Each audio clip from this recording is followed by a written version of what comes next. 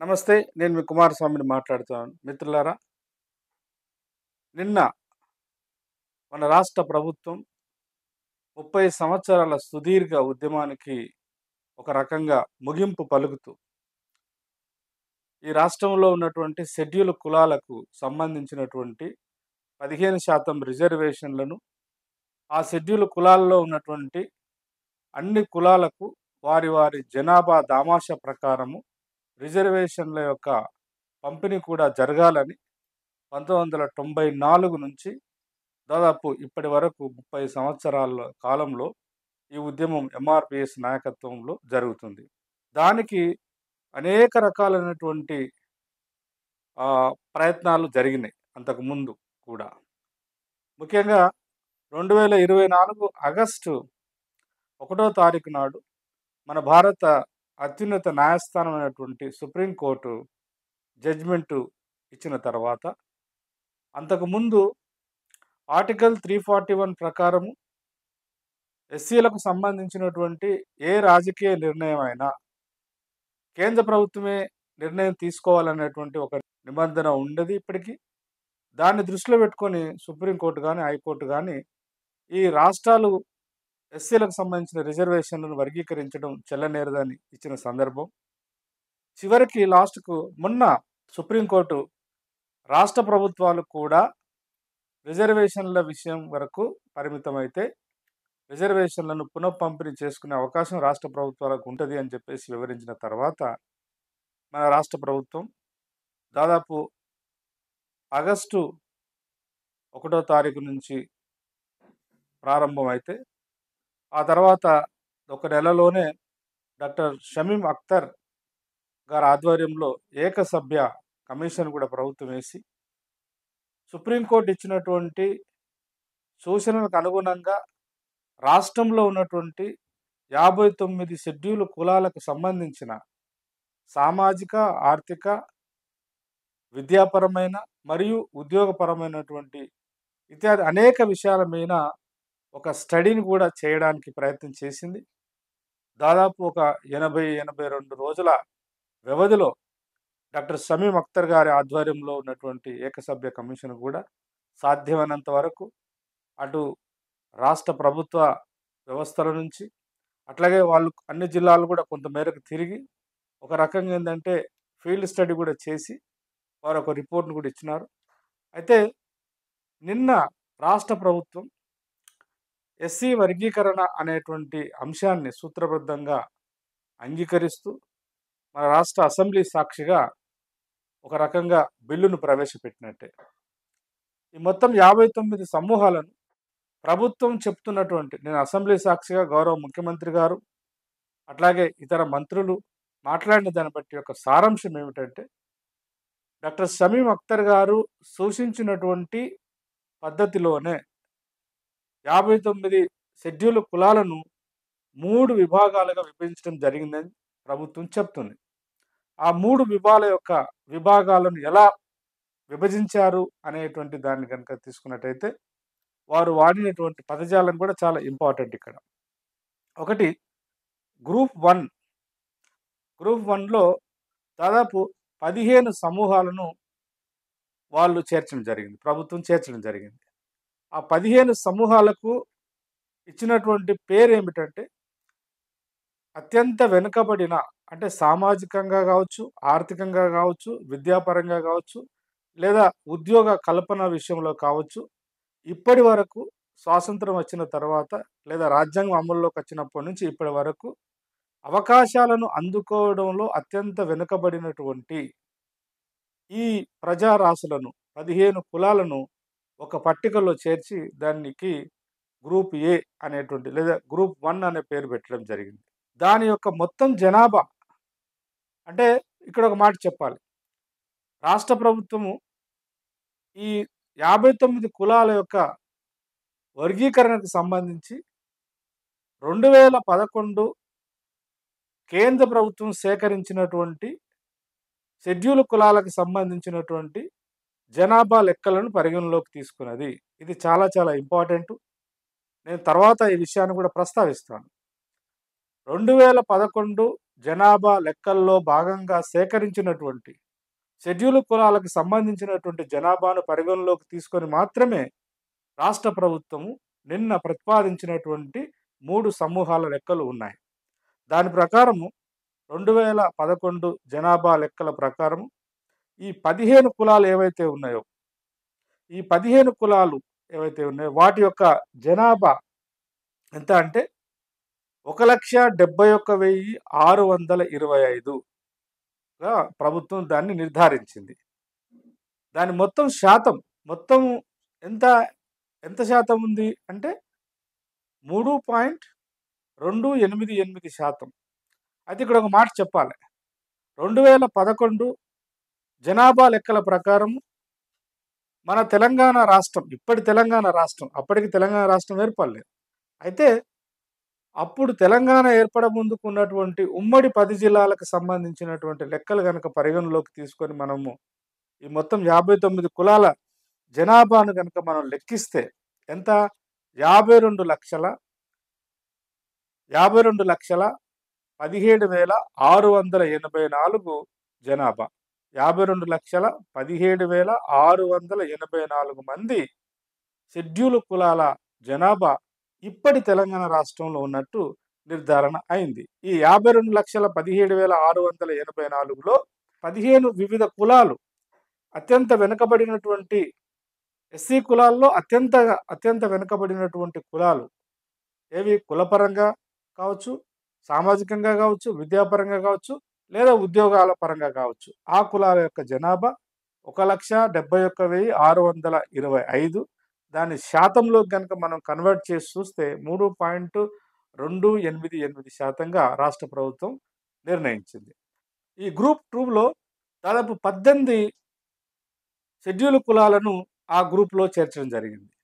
ఆ 18 కులాల యొక్క జనాభా ఎంత అని కనుక చూస్తే ఈ 18 కులాలకు ప్రధానంగా దీంట్లో ప్రధానమైనటువంటి అత్యంత జనాభా కలిగినటువంటి షెడ్యూల్ కులము మాదిగ.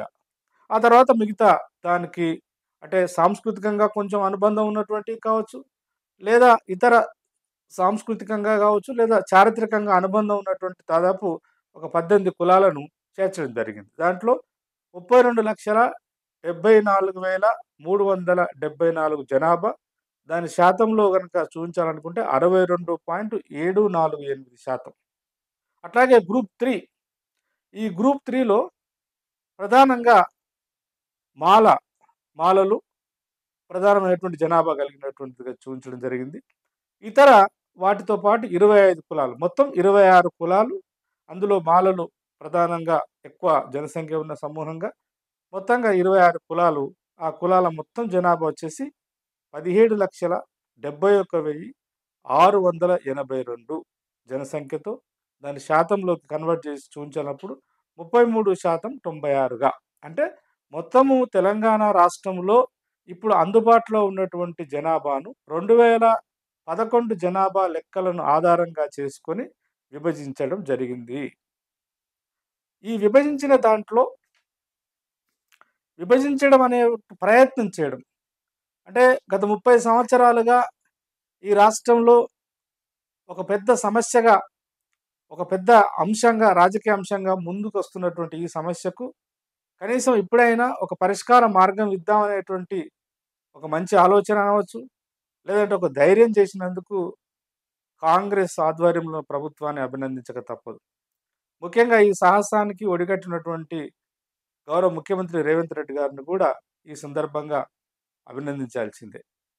ఎందుకంటే ఒకటి డాక్టర్ బాబాసాహెబ్ అంబేద్కర్ గారు ఆలోచన పద్ధతి ప్రకారం చూసినా, లేదా ప్రపంచవ్యాప్తంగా సమూహాల యొక్క హక్కుల మీద పనిచేసినటువంటి అనేక మంది తత్వవేత్తల ఆలోచన పరంగా చూసినా, ప్రధానంగా కెనడియన్ ఫిలాసఫర్ విల్ కిమ్లిక లాంటి వాళ్ళ యొక్క తాత్విక జ్ఞాన ప్రకారంగా చూసినా కూడా ఏదైనా ఒక బాధిత సమూహము హక్కులను సాధించుకున్న తర్వాత ఆ హక్కులను మళ్ళీ అంతే న్యాయంగా, అంతే ధర్మంగా, సమానంగా పంచుకోవాల్సిన అనివార్యత ఉంటుందని చెప్పడం జరిగింది. ఇది ఒక సహజనాజ సూత్రం కూడా.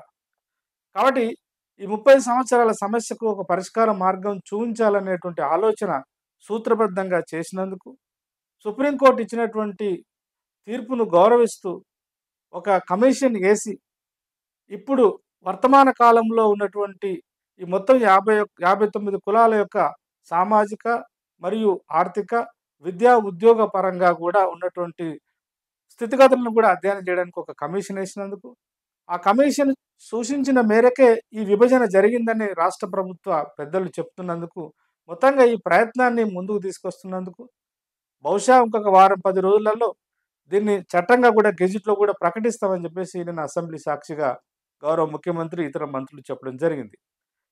ఈ మొత్తం పరిణామాన్ని నేనైతే స్వాగతిస్తున్నాను. సరే, ఇది ఒక అంశం. స్వాగతించడం సూత్రబద్ధంగా లేదా ప్రజాస్వామిక చట్ట నిర్మాణంలో భాగంగా చూసి స్వాగతిస్తున్నాను. ఈ పరిణామం వచ్చిన తర్వాత సహజంగానే గత 30 సంవత్సరాలుగా వైరు వర్గాలుగా ఆల్మోస్ట్ విభజించబడి, పాలకుల యొక్క కుట్రల వల్ల కావచ్చు, కొంతమేరకు చారిత్రకంగా రాజ్యాంగం కల్పించినటువంటి రిజర్వేషన్లను అనుభవించడంలో చారిత్రక కారణాలు ఏమైనప్పటికీ కొంత ముందు వెనక ఉండటం వల్ల ఈ గణాంకాల లెక్కలు బయటకొచ్చిన తర్వాత వాటి పరిష్కరించుకునే మార్గంలో 2 వర్గాలు ఒక సరైనటువంటి పెద్దలు శంకరన్ గారు చెప్పినట్టు ఒక ప్రయత్నం చేయకపోవడం ద్వారా మొత్తం మీద ఈరోజు పరిస్థితి ఏందంటే, మనం మాట్లాడుకున్నా మాట్లాడుకోకపోయినా వాస్తవ పరిస్థితి ఏందంటే, ఒకప్పుడు పట్టణాలకు, ఒకప్పుడు విద్యావంతులకు, ఒకప్పుడు రాజకీయాల్లో చురుగ్గా ఉన్న వాళ్ళకు పరిమితమైనటువంటి ఈ విభజన కాస్త ఇవాళ పల్లె ప్రాంతాలకు గూడా ఆల్మోస్ట్ నిట్ట నిలువున చీలిక ఏర్పడేటువంటి పరిస్థితి ఏర్పడ్డది. ఇప్పటికైనా రాష్ట్ర ప్రభుత్వం ఈ సమస్యను పరిష్కరించి, ఈ సమస్యకు ఒక శాశ్వత పరిష్కారం ఇవ్వాలని అనుకున్నందుకు నేను ఈ యొక్క ప్రయత్నాన్ని స్వాగతిస్తున్నాను. అయితే మిత్రులారా, ఈ విభజనకు సంబంధించినటువంటి వివరాలు నేను అసెంబ్లీ సాక్షిగా ప్రకటించిన తర్వాత దీంట్లో కొన్ని పొరపాట్లు కూడా జరిగినట్టు నాకు అనిపిస్తుంది. ఒక మామూలుగా ఒక దళితుడిగా కావచ్చు, లేదా ఒక సోషల్ సైంటిస్ట్‌గా కూడా చూసినప్పుడు దీనిలో కొన్ని మరి అది నిజంగా డాక్టర్ షమీమ్ అఖ్తర్ గారు ప్రతిపాదించిన ప్రతిపాదన అయ్యుంటే, ఈ చిన్న చిన్న లోపాలను కూడా సవరించవలసిన అవసరం ఉందనేది నేను ప్రభుత్వానికి విజ్ఞప్తి చేయదలుచుకున్నాను. ప్రధానంగా అంటే ఇక్కడ ఒక మాట చెప్పాలి. 1996లో నియమించబడ్డటువంటి జస్టిస్ రామచంద్రరాజ్ కమిషన్ అది 97లో అమల్లోకి వచ్చిందనుకోండి. అందులో అప్పుడు ఉమ్మడి ఆంధ్రప్రదేశ్‌లో ఉన్నటువంటి మొత్తం షెడ్యూల్ కులాల జనాభాను లెక్కగట్టి 4 గ్రూపులుగా విభజించిండ్రు. ఒకటి గ్రూప్ ఏ. అంటే ఆ గ్రూప్ ఏలో ప్రధానంగా ఎవరిని చేర్చిండ్రు? ఆనాడు ఆ ప్రతిపాదనలో 1997లో వచ్చిన ప్రతిపాదనలో భాగంగా రెల్లి అనే ఒక సమూహం, రెల్లి మరియు ఇతర 12 సమూహాలను కలిపి గ్రూప్ ఏగా దాంట్లో పెట్టడం జరిగింది. ఈ రెల్లి వాళ్ళు ఎవరు అని గనక మనం ఆలోచిస్తే, ముఖ్యంగా ఈ రెల్లి తర్వాత ఇతర ముఖ్యంగా ఈ యొక్క ఇప్పుడు ప్రస్తుతానికి గ్రూప్ 3లోకి వచ్చిండ్రు వాళ్ళు. గ్రూప్ 3లో చేర్చారు రెల్లి వాళ్ళని. అట్లాగే ఈ గ్రూప్ 3లో 10వ నంబర్‌గా సూచించబడ్డటువంటి క్రమసంఖ్య 10వ నంబర్‌లో గస్సి, హడ్డి, రెల్లి, చాచాడి ఇట్లాంటి వాళ్ళందరూ కూడా ఈ కుల వ్యవస్థలో భాగంగా వాళ్ళు స్కావెంజింగ్ వర్క్ చేసేటువంటి వాళ్ళు. వాళ్ళని ఆనాడు మొదటి ప్రాధాన్యత ఇస్తూ, ఎందుకంటే అప్పుడు కూడా ఇదే ప్రతిపాదిక మోరల్లెస్ ఏంటిది, రిజర్వేషన్లను కల్పించిన తర్వాత వాటిని అందుకోవడంలో అత్యంత వెనుకబడిన సమూహంగా దాన్ని గుర్తించి 1% రిజర్వేషన్లను వాళ్ళకి కేటాయించడం జరిగింది.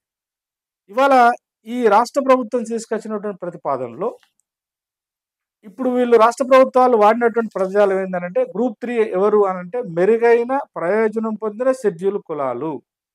అంటే ఏమిటి?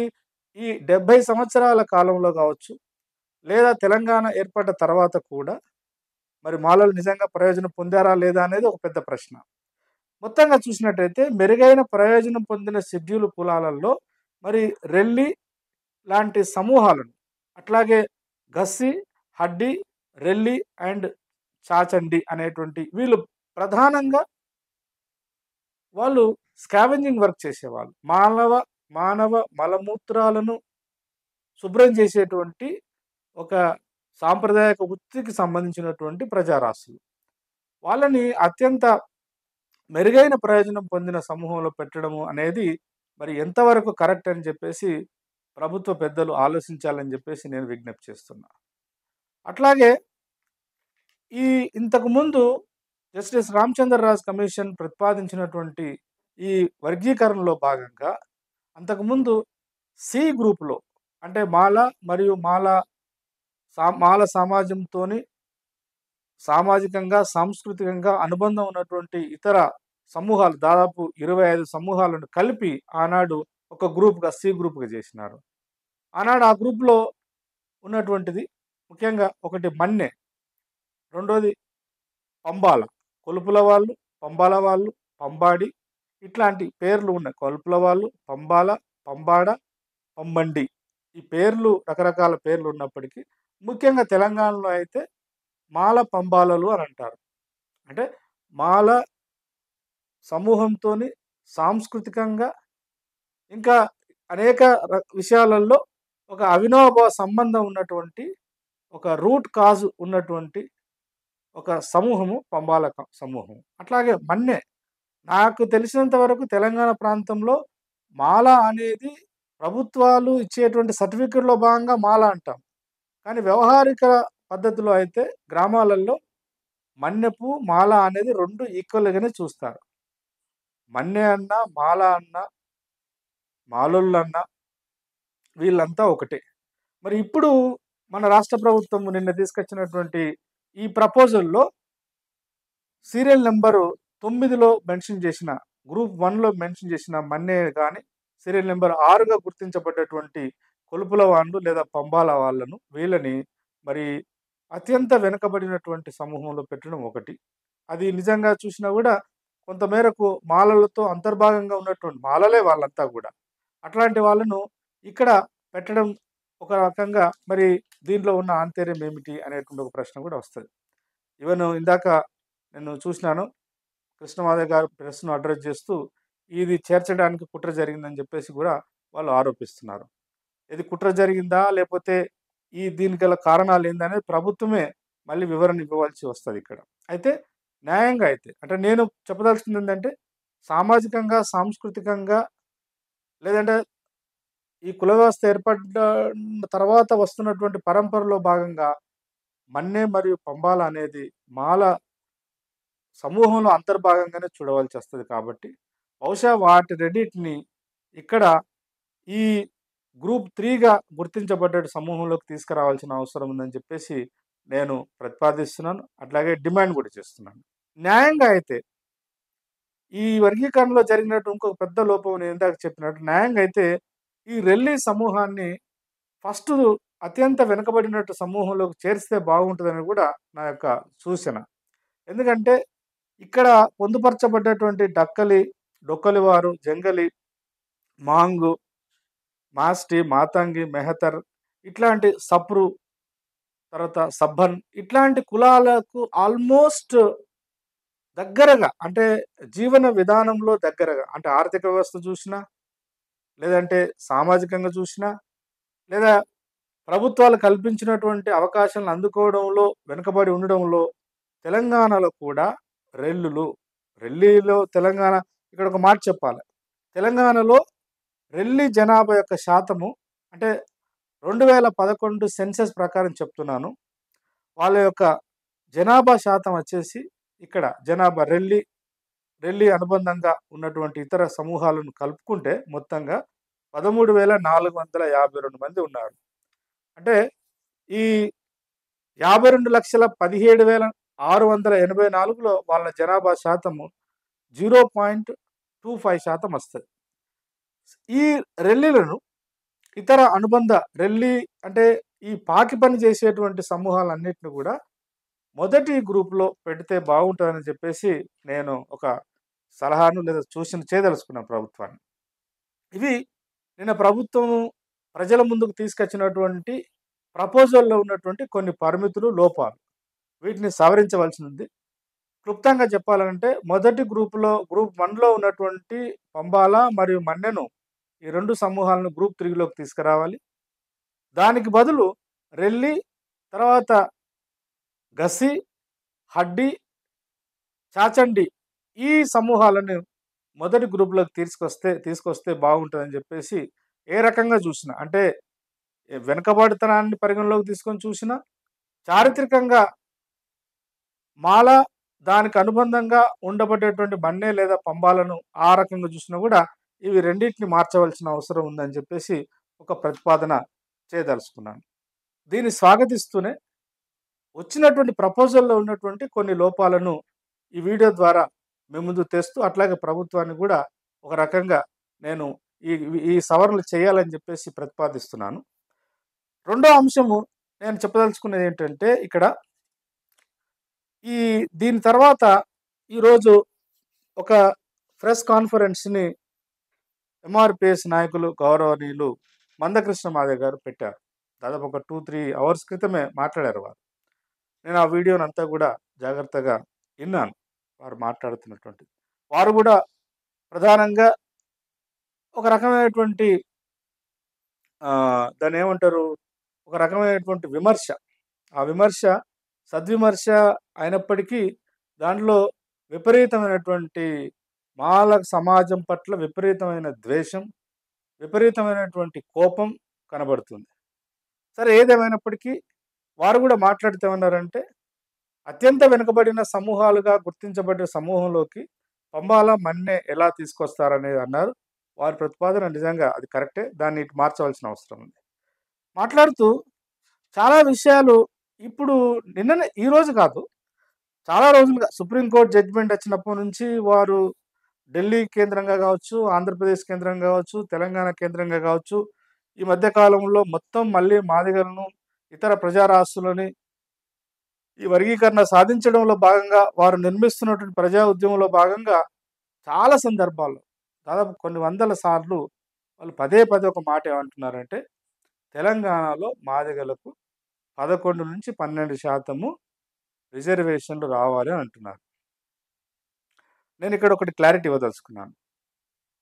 క్లారిటీ ఏంటంటే 2011 సెన్సస్ ప్రకారం మొత్తం జనాభా వచ్చేసి 52,17,684 ఉన్నది. నేను ఒక సామాజిక శాస్త్రాలను అధ్యయనం చేస్తున్న వాడిగా, మరియు ముఖ్యంగా పుట్టుకకు దళితుడిగా, ఎస్సీ మాలగా పుట్టిన వాడిగా, నాకున్నటువంటి ఒక ప్రత్యేకమైన శ్రద్ధలో భాగంగా 2011 సెన్సస్‌ని జస్టిస్ రామచంద్రరాజు కమిషను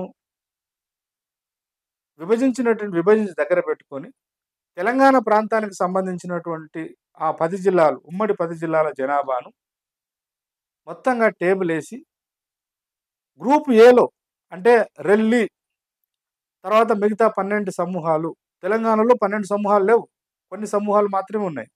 కానీ మొత్తంగా ఆ రెల్లి సామాజిక వర్గం నిర్వహించేటువంటి పాకి పనికి సంబంధించిన లేదా స్కావెంజింగ్ వర్క్ చేసేటువంటి సమూహాల యొక్క జన సంఖ్య ఎంత ఉంది తెలంగాణలో అని గనుక లెక్కలేసుకొని చూస్తే, నాకు తెలిసిన నేను చేసినటువంటి లెక్కల్లో భాగంగా నాకు తెలిసి ఇది 100% కరెక్ట్. ఎందుకంటే దాదాపు 1కి 4 సార్లు పదే పదే క్రాస్ చెక్ చేసి మీతోని మాట్లాడుతున్నాను.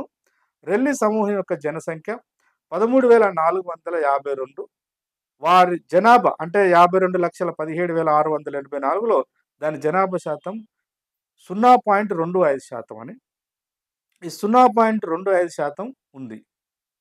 ఇక్కడ గూడా ఇవాళ ప్రభుత్వం తీసుకొచ్చినటువంటి అంటే నిన్న ప్రతిపాదించిన దానిలో గూడా గ్రూప్ బిలో రెల్లీలున్నారు ప్రస్తుతానికి. ప్రభుత్వం ఇచ్చినటువంటి ఆ పట్టికలో భాగంగా చూస్తే రెల్లీలున్నారు.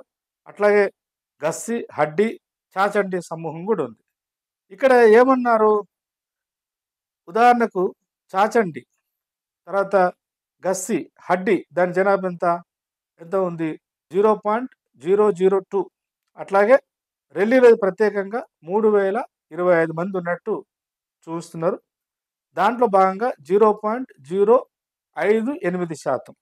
ఈ 0.058% చూసినా, 0.002 చూసినా అట్లాగే ఈ మొత్తం రెండిటిని కలిపితే కూడా దాదాపు 0.25% వస్తది. కాబట్టి ప్రభుత్వం ఈ పట్టికలో పొందుపరిచిన లెక్కలలో ఏదో ఒక కుట్ర ఉంది. ప్రభుత్వం కావాలనే కుట్రలు చేసింది అనేటువంటి ప్రతిపాదన లేదా వాదన, ఆ మాట ఏదైతుందో అది సరైనది కాదు అనేది నేను చెప్పదలుచుకున్నాను. ప్రభుత్వం ఏమి కుట్ర చేయలేదు. లేదా ప్రభుత్వాన్ని ప్రభావితం చేయగలిగే అంత శక్తిమంతులు మాలలు అంత గొప్పగా ఆర్గనైజ్ కూడా లేరు ఈ రాష్ట్రంలో. పదే పదే మాలలు దేశ రాజకీయాలను నిర్దేశించేటువంటి స్థితిలో ఉన్నారని, లేదా రాష్ట్ర ప్రభుత్వాన్ని కూడా ప్రభావితం చేయగలిగేటువంటి స్థితిలో ఉన్నారని. ఇంకా ప్రధానమైనటువంటి వాదన ఏమొస్తుందనంటే, నేను తెలంగాణకు పరిమితమై మాట్లాడుతున్నాను. ఉమ్మడి ఆంధ్రప్రదేశ్‌లో ఉన్నప్పుడు తప్పకుండా రిజర్వేషన్లు అందుకోవడంలో మాలలు మొత్తం ఆంధ్రప్రదేశ్‌ను లెక్కలో తీసుకున్నప్పుడు తప్పకుండా మాల సమూహం ఉద్యోగాల విషయంలో కావచ్చు, విద్యా అవకాశాలు పొందడంలో కావచ్చు, రాజకీయ అవకాశాలు పొందడంలో కావచ్చు, తప్పకుండా వాళ్ళు ముందున్నమాట వాస్తవం. అందుకే కదా మేము విద్యార్థి దశ నుంచి కూడా ఎంఆర్‌పీఎస్ ఉద్యమం వచ్చినప్పటి నుంచి కూడా మాకు అవగాహన ఏర్పడినప్పటి నుంచి, మాకు అవగాహన తెలిసినప్పటి నుంచి కృష్ణమాదిగ గారు ప్రతిపాదిస్తున్న వాదనని నేను వ్యక్తిగతంగా నిరంతరం సపోర్ట్ చేస్తూ వచ్చినాను. ఎందుకు దానిలో న్యాయం ఉంది. దానిలో చట్టబద్ధమైనటువంటి న్యాయం ఉందని చెప్పేసి. కానీ తెలంగాణకు వచ్చేసరికి తెలంగాణ రాష్ట్రం ఏర్పడిన తర్వాత పరిస్థితులు మారినాయి. అది కూడా నేను చెప్తానిక్కడ. సో, అట్లాగే ఈ రెల్లి యొక్క శాతం ఇంత. ఏది 2011 జనాభా ప్రకారం. అది ఇక్కడ జస్టిస్ రామచంద్రరావు ప్రతిపాదించిన దాన్ని బట్టి చెప్తున్నాను. తెలంగాణ లెక్కలు కూడా తీసినా నేను. అట్లాగే మాదిగలకు సంబంధించి వారు పదే పదే చెప్తున్నదేంది? తెలంగాణలో మాదిగల జనాభా 11-12% ఉంటది. 12% మాకు రిజర్వేషన్‌లు మాదిగలకు రావాలే. 11% అన్నా రావాలి గదా! అని ఇవాళ మాట్లాడుతున్నారు వాళ్ళు. నేను ఛాలెంజ్ చేస్తున్నాను. With due respect and Krishna Madiga అన్న. మీరు గాని లేదా ఎంఆర్‌పీఎస్ ఉద్యమానికి మేధో సంపత్తిని అందిస్తున్నటువంటి ఏ పెద్దలైనా కూడా తెలంగాణ 10 జిల్లాలలో ఇప్పుడు ఉన్న తెలంగాణలో గనుక మాదిగ జనాభా 2011 లెక్కల ప్రకారం గనుక చూస్తే 9.79% ఉంది. 9.7%. 9% అనుకోండి. ఈ 9% కంటే మాదిగ జనాభా ఎక్కువ ఉంటే అవి మీరన్నట్టు క్లెయిమ్ చేయడానికి అవకాశం వస్తది. అందుకే ప్రభుత్వం తీసుకొచ్చినటువంటి ఈ పట్టికలో కూడా దాదాపు రమారమి అదే ఉంది. ఇక్కడ క్లియర్‌గా చెప్పినారు.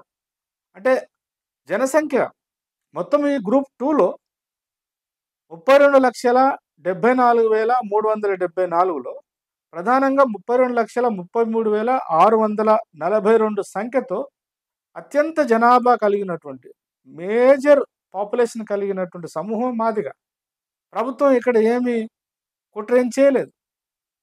అట్లాగే నేను తీసుకున్నటువంటి లెక్కలో కూడా నాకు నేను తీసుకున్న దాంట్లో కూడా ఆల్మోస్ట్ సేమ్ ఆ లెక్కలు చేస్తే అలాగనే వచ్చింది తెలంగాణలో. దాని యొక్క పర్సెంటేజ్ ఎంత? దాని యొక్క పర్సెంటేజ్ ఎంత అంటే 64% వస్తుంది. మీరు కూడా చేయండి లెక్కలు. 64.78 అంటే 65% అనుకోండి. 65% వస్తుంది మాదిగలు. ఒక్క మాదిగలు కాదండి. జస్టిస్ రామచంద్రరాజు కమిషన్ రూపొందించినటువంటి అప్పుడు గ్రూప్ బిలో చేర్చినటువంటి 18 సమూహాలను తీసుకుంటే ఇక్కడ కూడా దాదాపు ఆల్మోస్ట్ 18 సమూహాలను చేర్చారు. ఈ 18 సమూహాలను తీసుకుంటే మాదిగ మరియు మాదిగతో అనుబంధంగా ఉన్నటువంటి సామాజికంగా, సాంస్కృతికంగా అనుబంధంగా ఉన్నటువంటి ఇతర ప్రజారాశులన్నిటిని కలిపితే 32 లక్షలు వస్తుంది. 32,74,000 వస్తుంది. నేను చేసిన లెక్కల్లో కూడా దాదాపు 32 లక్షల వరకే వచ్చింది. 65%. మొత్తంలో 65% ఉంది గనక 65% జనాభా ఉన్న దానికి 15% రిజర్వేషన్‌లు ఎంత వస్తది? 9% వస్తది. మరి 11% ఎక్కడి నుంచి వస్తది? చాలా విచిత్రంగా ఏం వాదన చేస్తున్నారు? మీరు 9.79 వస్తుంది. బహుశా రాష్ట్ర ప్రభుత్వం చేసినటువంటి ఒక ప్రతిపాదన, బహుశా వాళ్ళు చేసిన చిన్న ప్రయోగం ఏమిటంటే ప్రభుత్వము ఈ అత్యంత వెనుకబడిన సమూహాలుగా గుర్తించబడ్డటువంటి ఈ 15% ఒకవేళ స్ట్రిక్ట్‌గా మాట్లాడితే 1% రిజర్వేషన్ రాదు. కాబట్టి ఇక్కడ మాదిగలకు సంబంధించినటువంటి 9 కంటే పైన ఉన్నటువంటి 7, 9% ఒక 0.5ని తీసుకొని, అట్లాగే మాలలకు సంబంధించిన తెలంగాణలో మాలల యొక్క జనసంఖ్య ఎంత? ప్రభుత్వం ఇచ్చినటువంటి లెక్కలు 17,71,682. 17,00,000 17,71,000 ఉంది. నేను తీసుకున్న దాంట్లో 71,583 నాకొస్తుంది. నేనెక్కడో ఒక చిన్న లెక్క తప్పుంటా. బట్ అది ఎంత పదుల సంఖ్యలో ఉంది. ఓవరాల్‌గా ఎంత ఉంది దాని శాతము? 34.31 ఉంది. దానికొచ్చే శాతం ఎంత అంటే 5.14% వస్తది రిజర్వేషన్‌లు పంచితే. ఇక్కడ మాలలకు సంబంధించినటువంటి ఒక 0.5ని, మాదిగలకు సంబంధించినటువంటి 0.5 కలిపి, ఇక్కడ ఉన్నటువంటి ఒక అత్యంత వెనుకబడినటువంటి ప్రజారాశులకు 1% వాళ్ళు కేటాయించుంటారు బహుశా ప్రభుత్వం. కమిషన్ ఆ ప్రతిపాదన చేసుంటది. కాబట్టి ఇక్కడ నేను ఒక విషయం చాలా స్పష్టం చేయదలుచుకున్నాను. మాలలు తెలంగాణలో లేరు అనేటువంటి ఒక తప్పుడు వాదనను ఇంకెంతకాలం మీరు చేయదలుచుకున్నారు? 2011లో వచ్చిన జనాభా.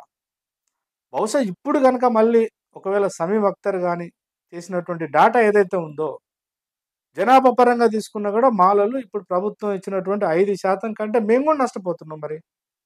0.5 % నష్టపోతుంది మాలలు. అట్లాగే మీరు కూడా నష్టపోతున్నారు.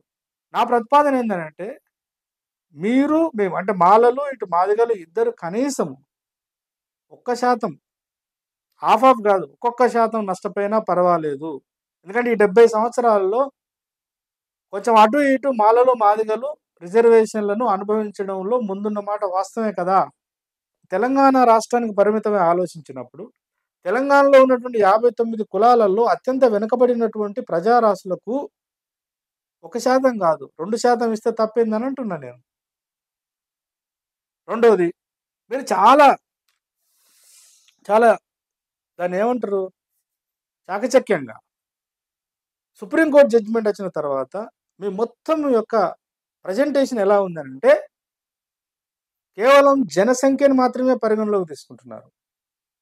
ఈరోజు ఒక్కరోజు అన్నారు, జనాభా పరంగా తీసుకున్నా మాకు 11% రావాలి, అభివృద్ధి పరంగా తీసుకున్నా కూడా మాదిగలకు మాకు రావాలి కదా. ఇక్కడ నా దగ్గర జస్టిస్ రామచంద్రరాజ్ కమిషన్ రిపోర్ట్ ఉంది. మీ దగ్గర కూడా ఉండుంటుంది బహుశా. అట్లాగే నా దగ్గర ఉషా మెరన్ కమిషన్ రిపోర్ట్స్ కూడా ఉన్నాయి. ఈ తెలుగు రాష్ట్రాలకు పరిమితమై ఆలోచించినప్పుడు,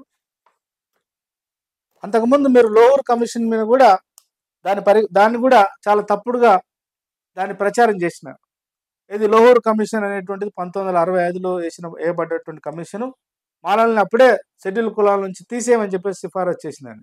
కమిషన్ చేయలేదు, ఒక వ్యక్తి చేసినాడు, కమిషన్ అది రిజెక్ట్ చేసింది. బట్ అది పక్కన పెడితే, జస్టిస్ రామచంద్రరాజ్ కమిషన్ కానీ, justice Usha Mehreen commission report ప్రకారం చూసినా కూడా, మళ్ళీ నేను మీకు ఒకటే కోరుతున్నాను, మాదిగ మేధావులకు కావచ్చు, ముఖ్యంగా నాయకత్వం వహిస్తున్నటువంటి కృష్ణన్నకు చెప్తున్నాను, అట్లాగే ప్రభుత్వ పెద్దలకు చెప్తున్నాను, ఏమిటి మీరు గుర్తుపెట్టుకోవాల్సిందంటే, తెలంగాణకు పరిమితమై మాట్లాడండి. మీరు మాట్లాడేటప్పుడు మాలల్ని ఒక దోపిడిదారులుగా దోసుక తింటున్నారు, మా అవకాశాలన్నీ దొబ్బి తింటున్నారు అంటున్నటువంటి పెద్దలందరికీ నేను ఒక చెప్పదలుచుకున్నా, తెలంగాణకు పరిమితమై మాట్లాడండి. ముఖ్యంగా ఉషా మెరన్ కమిషన్ రిపోర్ట్లో చాలా స్పష్టంగా వివరించడం జరిగింది. జనసంఖ్య పరంగా తీసుకుంటే, ప్రభుత్వ ఆధ్వర్యంలో నడుస్తున్నటువంటి జనసంఖ్య పరంగా తీసుకుంటే, ఉద్యోగస్తులలో కొన్ని జిల్లాలలో మాదిగలు ఎక్కువ ఉన్నారు, కొన్ని జిల్లాలలో మాలలు ఎక్కువ ఉన్నారు. మీరు అంటున్నారు కదా అన్న, మేము మా మా శాతానికి తగ్గి, అంటే మాది 11% అనుకుంటే, మాకు ఇప్పటికి 6%, 5%, మాకు ఇంకా ఫలితాలు అనుభవించడం వెనుకబడి ఉన్నాం అంటున్నారు కదా. 1994 ఎంఆర్పిఎస్ ఉద్యమం రాకముందుకు, దాదాపు 1994 నుంచి 2000 కాలం వరకు ఐ అగ్రి, మొత్తం ఉమ్మడి ఆంధ్రప్రదేశ్లో మాలలు బెనిఫిట్ పొందినారు. ఉద్యమం ఎప్పుడైతే ఉధృతమై ఒక ప్రభావిత శక్తిగా మారిందో, అంటే నేను చెప్తున్నది ఏంటంటే, 2000 కంటే ముందు తెలంగాణ ప్రాంతంలో కూడా ఉద్యోగ రంగంలో కావచ్చు, విద్యారంగంలో కావచ్చు, మాలలు జనసంఖ్య తక్కువగా ఉన్నప్పటికీ మాదిగలతో పోల్చినప్పుడు ఒక 4%. అవకాశాలను అందుకోవడంలో వాళ్ళు ముందున్నమాట వాస్తవం. ఇది ఎవరు కాదనలేని మాట. ఎవరు దీన్ని ఎందుకంటే స్టాటిస్టిక్స్ ఉన్నాయి. కానీ 2000 కాలం నుంచి విశ్వవిద్యాలయాల నియామకాల నుంచి మొదలుకుంటే అటు డాక్టర్స్ గావచ్చు, ఇంజినీర్స్ గావచ్చు, లేదా ప్రభుత్వాలు తీసుకొచ్చినటువంటి ఏ సంక్షేమ పథకాల విషయంలోనైనా మనం ఏ 2 గ్రామాలను ఉదాహరణ తీసుకొని స్టడీ చేసినా దాదాపు 80-90% లబ్ధిదారులు మాదిగలే. మాదిగ సోదరులే. మాదిగలలో అత్యంత వెనుకబడిన వాళ్ళున్నారు. మాదిగలలో బాగా పలుకుబడి ఉన్న వాళ్ళు కూడా తీసుకున్న వాళ్ళు కూడా ఉన్నారు. అంటే నేను చెప్పదలుచుకుంది ఏందనంటే, ఇవాళ 2014 నుంచి 2025 వరకు లెక్కలు తీయండి. నేను ప్రభుత్వాన్ని కూడా డిమాండ్ చేస్తున్నాం మేము. 2014 అంటే తెలంగాణ రాష్ట్రం ప్రత్యేక రాష్ట్రంగా ఏర్పడ్డ తర్వాత 2025 వరకు, నిన్నటి వరకు జస్టిస్ సమీం అఖ్తర్ గారు సేకరించిన లెక్కలు బయటపెట్టండి. రాష్ట్రం ఏర్పడ్డ తర్వాత రాష్ట్ర ప్రభుత్వం తీసుకొచ్చినటువంటి అన్ని సంక్షేమ పథకాలు, షెడ్యూల్ కులాలకు సంబంధించినటువంటి సప్లాన్ ఉంది. సప్లాన్‌లో భాగంగా వచ్చినటువంటి బడ్జెట్‌ను అనేక పథకాల రూపంలో దాన్ని ఎంతో కొంత ఇంప్లిమెంట్ చేశారు కదా గత ప్రభుత్వం. దళిత బంధు కావచ్చు, 3 ఎకరాల భూమి కావచ్చు, లేదా ప్రభుత్వం కల్పించేటువంటి విద్యా అవకాశాలు కావచ్చు, ఎల్‌కేజీ నుంచి మొదలుకుంటే పీజీ వరకు కావచ్చు, లేదా ప్రభుత్వాలు ఇచ్చినటువంటి జిల్లా స్థాయి, జోనల్ స్థాయి, అట్లాగే రాష్ట్ర స్థాయి ఉద్యోగ నియామకాల్లో కావచ్చు. లెక్కలు తీయండి. ఆ లెక్కలు తీసి బయట పెట్టాలా. మీరు ఆ లెక్కలను పరిగణలోకి తీసుకొని మీకు నష్టం జరిగిందంటున్నారా? ఏ లెక్కలు? స్పష్టత ఇవ్వండి ఫస్ట్. తెలంగాణ ఏర్పడ్డ తర్వాత వచ్చినటువంటి అభివృద్ధి ఫలితాలను అందుకోవడంలో మాలలు ముందున్నారా? మాదిగలు ముందున్నారా? ఇంకెవరైనా ముందున్నారా? ఆ లెక్కలు మీ దగ్గర ఏమైనా ఉన్నాయా? ప్రభుత్వం ఇంతవరకు బయట పెట్టలే. ఒక జస్టిస్ రామచంద్రరాజ్ కమిషన్ లాగానో, ఉషా మేనన్ కమిషన్ లాగానో, లేకపోతే ఈ మధ్య నిన్నటి వరకు ఒక కమిషన్ వర్క్ చేసింది. డాక్టర్ షమీమ్ అఖ్తర్ గారు వర్క్ చేశారు దాని మీద. ఆ రిపోర్ట్ రావాలి. ఆ రిపోర్ట్ వచ్చిన తర్వాత దాంట్లో ఉన్నటువంటి అంశాలను కేంద్రంగా తీసుకొని ఒక ప్రతిపాదన చేయవచ్చు, ఒక వాదన చేయవచ్చు. ఒక ఉద్యమ నాయకుడిగా, ఒక సమూహం కోసం కొట్లాడుతున్న వారిగా మీకు ఎవ్రీ రైట్ ఉంది, మాట్లాడండి. కానీ మాట్లాడేటప్పుడు ఎందుకు అంత ద్వేషం? ఎందుకు అంత కోపం? మీరన్నట్టు మొత్తం రాజకీయాలను ప్రభావితం చేయగలిగేటువంటి గొప్ప శక్తి ఉంటే మరి ఆపేవాళ్ళం కదా.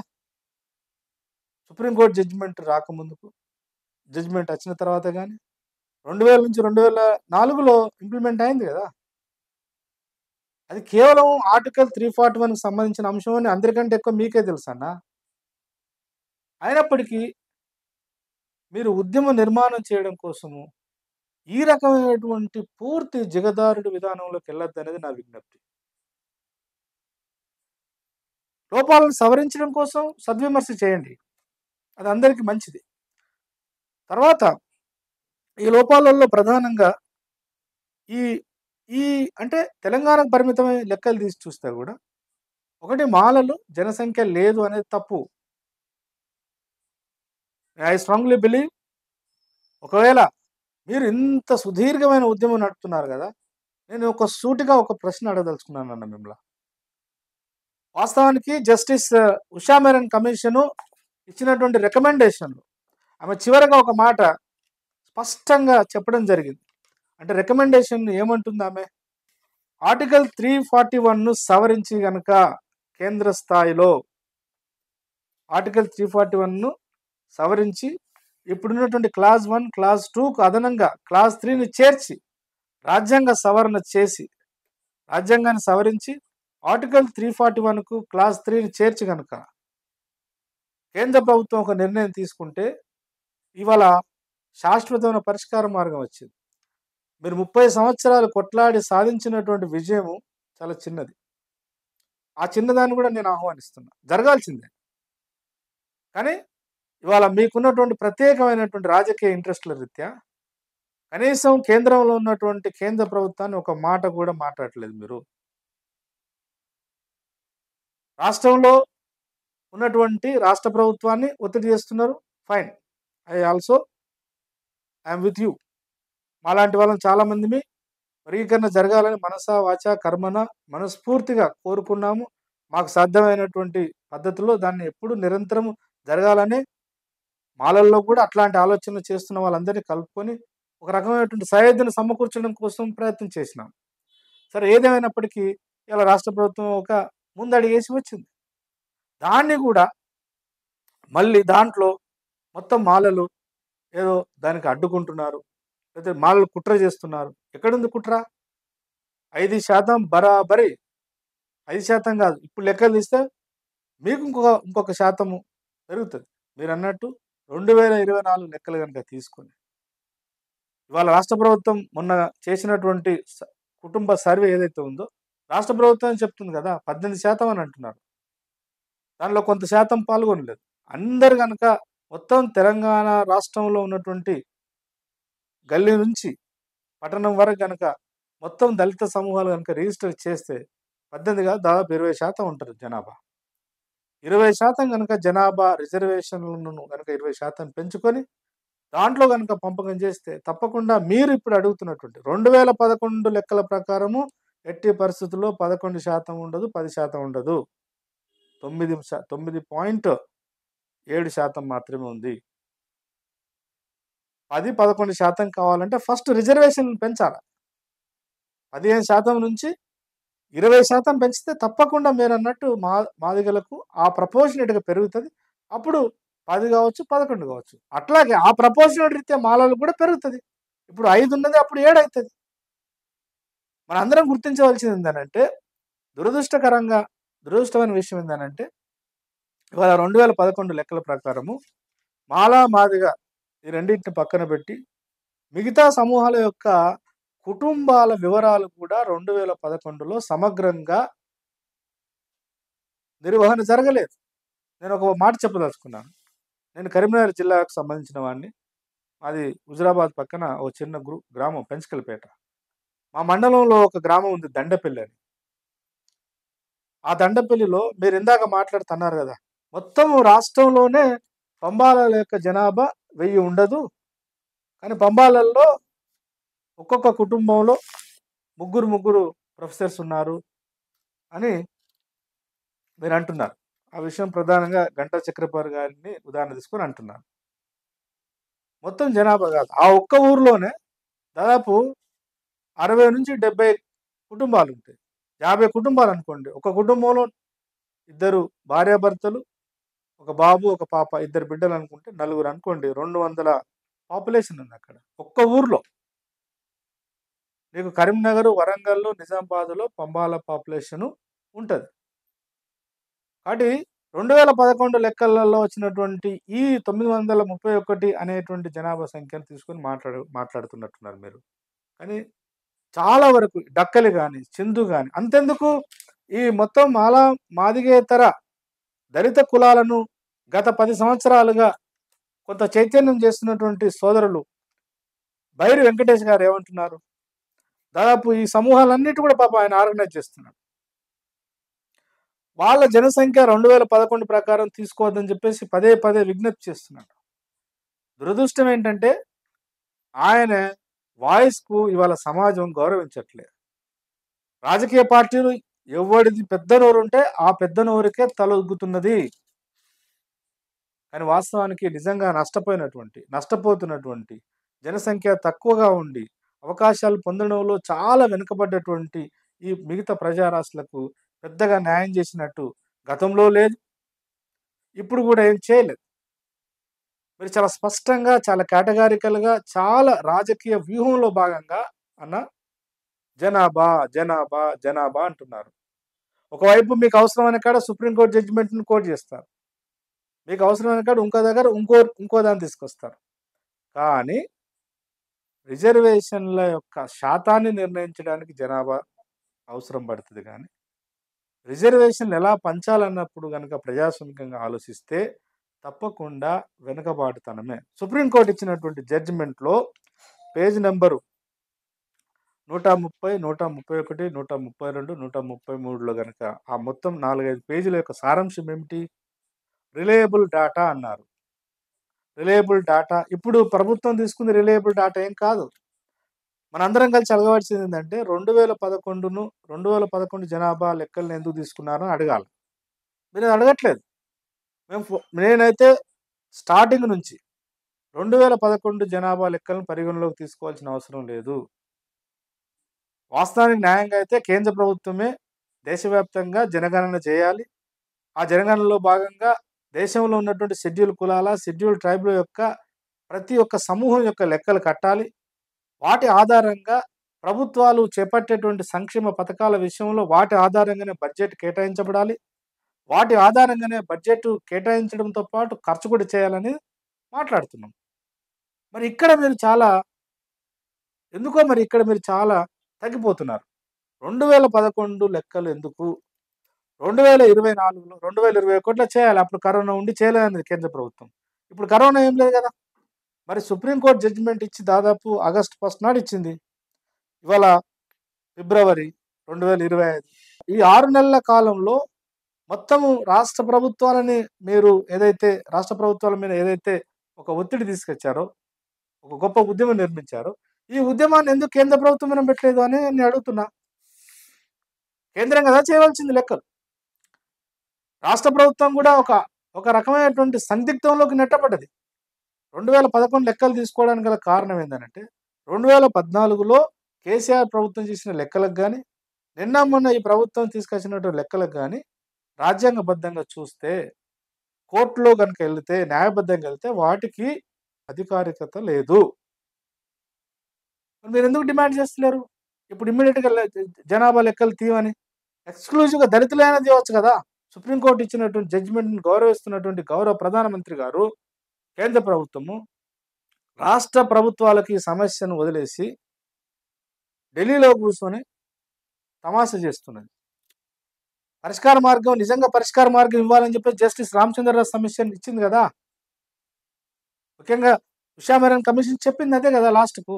ఆర్టికల్ 341 అనేది కేవలం రిజర్వేషన్‌లకు సంబంధించిన అంశం కాదు. భారతదేశంలో అంటరాని జాతులకు పౌరసత్వాన్ని ప్రసాదించినటువంటి అత్యంత విలువైనటువంటి ఒక రాజ్యాంగపరమైనటువంటి ఒక వెసులుబాటు. దాన్ని ఇవాళ పూర్తిగా కనుమరుగు చేసి రాష్ట్ర ప్రభుత్వాలకు చేయమని చెప్పడం, రాష్ట్ర ప్రభుత్వాలు ప్రయోగం చేస్తున్నాయి. కాబట్టి ఒకవైపు ప్రభుత్వం తీసుకున్నటువంటి నిర్ణయాన్ని స్వాగతిస్తూనే, దాంట్లో ఉన్నటువంటి లోపాలను ఇందాక నేను చెప్పినాను.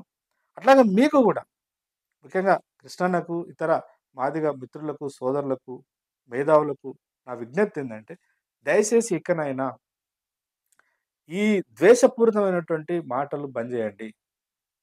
రాగద్వేషాలను కాసేపు పక్కన పెట్టి, ఒక రకమైనటువంటి సోదరాభావాన్ని మీరు పెంపొందించండి.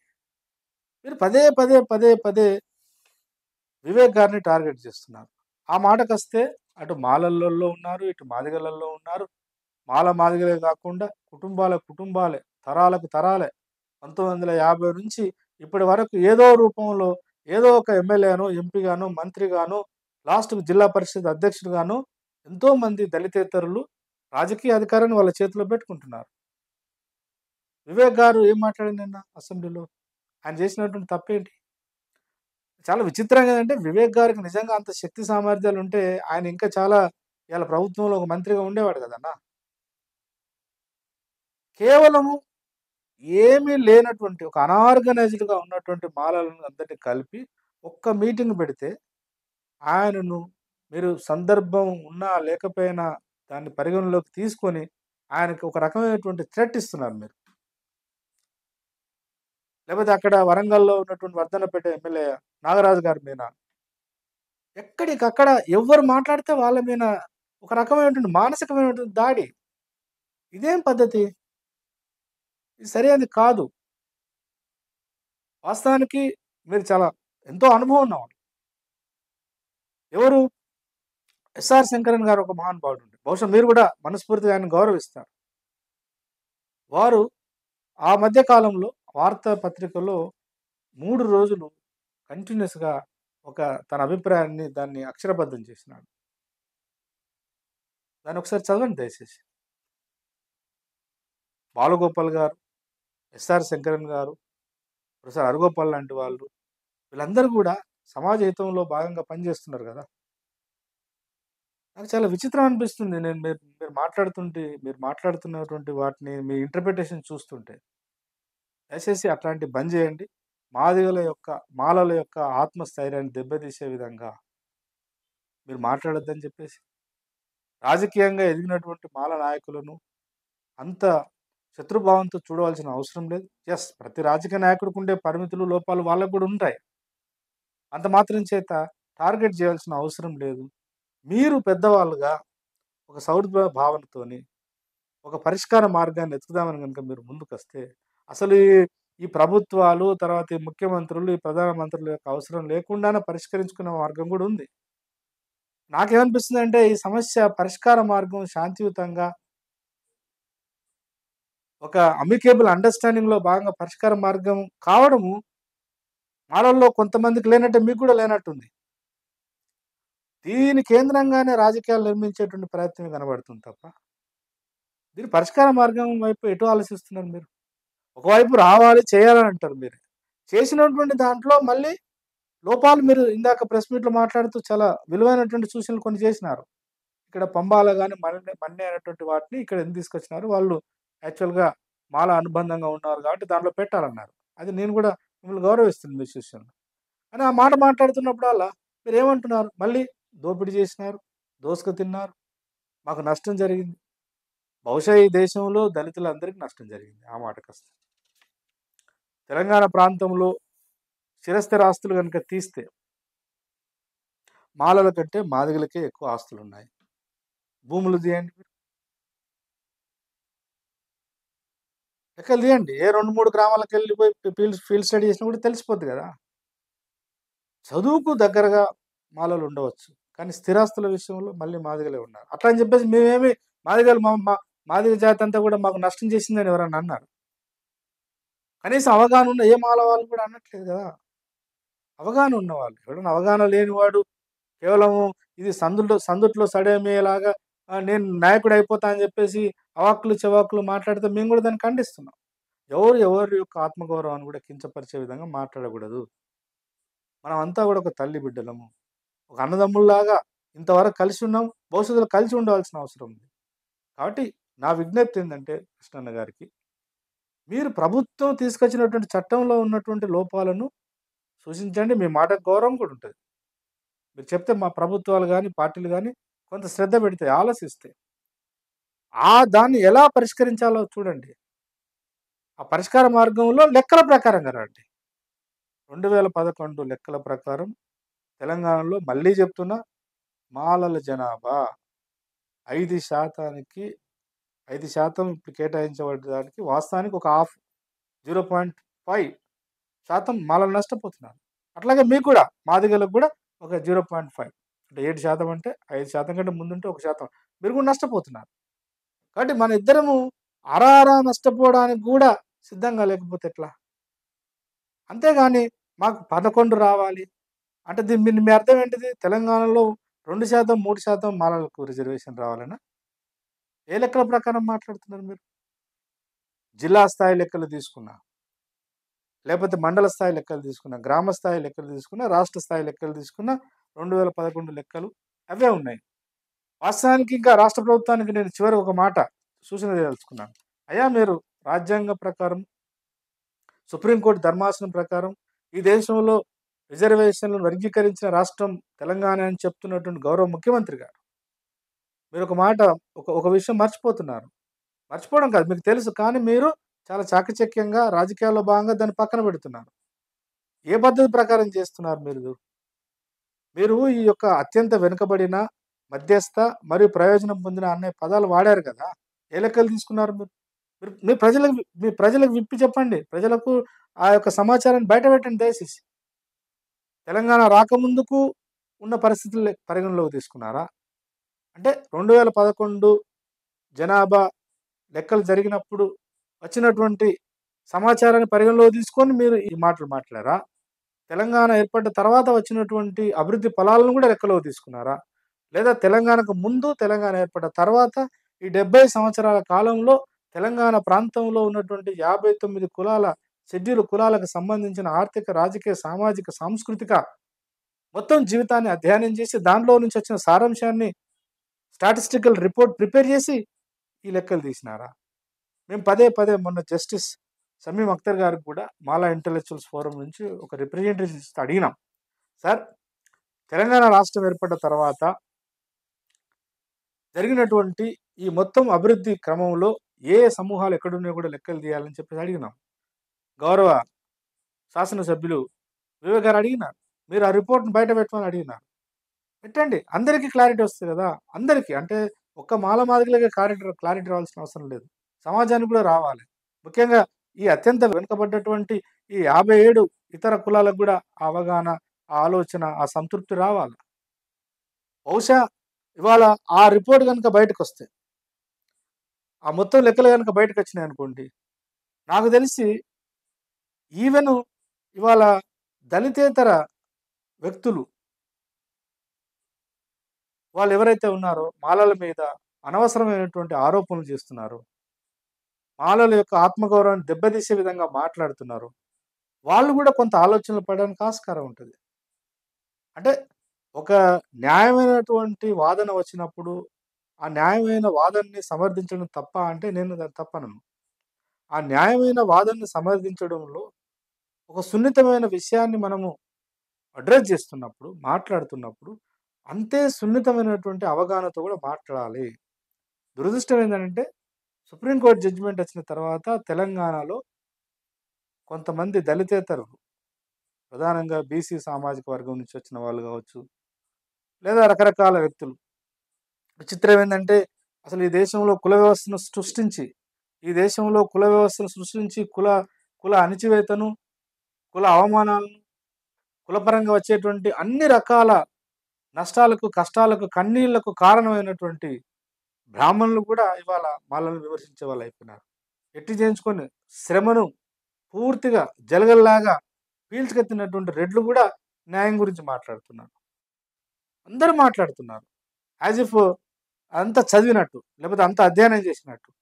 కేవలం అంటే ఎట్లుందంటే గుర్తుకున్నోళ్ళదే బర్రె అనేటువంటి సాత్రం ఉంది. దుడ్డున్నోందే బర్రె అని. ఇవాళ కృష్ణమాదేవ్ గారు గత 30 సంవత్సరాలుగా నిరంతరంగా ఒక పెద్ద ఉద్యమాన్ని నడిపి ఒక సమూహంగా ఎదిగి తాను ఇవాళ రాజకీయ పార్టీలకు కూడా టర్మ్స్‌ని డిక్టేట్ చేయగలిగేటువంటి స్థితిలో ఉన్నాడు కాబట్టి, ఆయనతో ఉంటే, ఆయనతో మాట్లాడితే, లేకపోతే ఆయనతో పక్కన నిలబడితే నాకు కూడా ఇంత రాజకీయ భిక్ష దొరుకుతదనేటువంటి ఆశలో భాగంగా చాలామంది అట్లా మాట్లాడుతున్నారు. అట్లా మాట్లాడకండి. కృష్ణమాదిగ అన్నగారు తీసుకొచ్చిన ఉద్యమాన్ని మీరు కాదు, మాలాంటి వాళ్ళము మాకు అవగాహన వచ్చినప్పటి నుంచి దాన్ని గౌరవిస్తున్నాం. గౌరవించడం వేరు, సమస్యను సున్నితంగా ఉన్నటువంటి సమస్యను పరిష్కార మార్గం చూపించడం వేరు. ఒక నిజమైన మేధావి అయితే ఒక బాలగోపాల్ లాగా, ఒక కంచె ఐలయ్య లాగా, ఒక అరగోపాల్ లాగా, ఒక ప్రొఫెసర్ కోదండరాం లాగా, అన్నిటికి మించి చనిపోయిన మహానుభావుడు ఎస్ఆర్ శంకరన్ లాగా ఇరు వర్గాల మధ్య ఒక సయోధ్యను సమకూర్చేటువంటి ఒక పెద్దరికం పద్ధతిలో మాట్లాడాలి. అది లేదు. అది మిస్ అయిపోయింది కంప్లీట్‌గా. కాబట్టి చివరిగా ఒక మాట చెప్పి నేను సెలవు తీసుకుంటున్నాను. ప్రభుత్వం చేసేటువంటి ప్రయత్నాన్ని మాలలు కూడా స్వాగతించాలి. ఇంకా అక్కడక్కడ ప్రెస్ మీట్ పెట్టి ప్రభుత్వాన్ని అంతు చూస్తాం, అది చూస్తాం అంటున్నారు. దయచేసి అట్లాంటిది కాదు. ఈ సమస్యకు పరిష్కార మార్గం చూపిద్దాం. సమస్య పరిష్కార మార్గం అయ్యే విధంగా మనం కూడా ఆలోచించాలి.